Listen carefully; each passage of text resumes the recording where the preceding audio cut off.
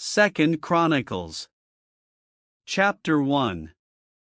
And Solomon the son of David was strengthened in his kingdom, and the Lord his God was with him, and magnified him exceedingly. Then Solomon spake unto all Israel, to the captains of thousands and of hundreds, and to the judges, and to every governor in all Israel, the chief of the fathers. So Solomon, and all the congregation with him, went to the high place that was at Gibeon, for there was the tabernacle of the congregation of God, which Moses the servant of the Lord had made in the wilderness. But the ark of God had David brought up from Kirjathjearim to the place which David had prepared for it, for he had pitched a tent for it at Jerusalem. Moreover the brasen altar, that Bezaleel the son of Uri, the son of Hur, had made, he put before the tabernacle of the Lord, and Solomon and the congregation sought unto it.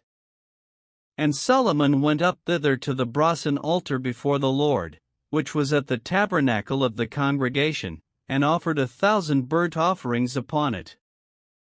In that night did God appear unto Solomon, and said unto him, Ask what I shall give thee.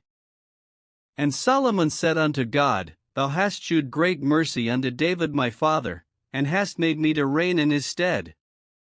Now, O Lord God, let thy promise unto David my father be established, for thou hast made me king over a people like the dust of the earth in multitude. Give me now wisdom and knowledge, that I may go out and come in before this people, for who can judge this thy people, that is so great? And God said to Solomon, Because this was in thine heart, and thou hast not asked riches, wealth, or honor, nor the life of thine enemies, neither yet hast asked long life, but hast asked wisdom and knowledge for thyself, that thou mayest judge my people, over whom I have made thee king. Wisdom and knowledge is granted unto thee, and I will give thee riches, and wealth, and honor, such as none of the kings have had that have been before thee, neither shall there any after thee have the like.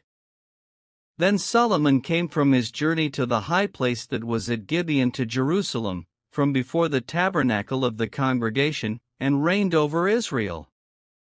And Solomon gathered chariots and horsemen, and he had 1,400 chariots, and 12,000 horsemen, which he placed in the chariot cities, and with the king at Jerusalem.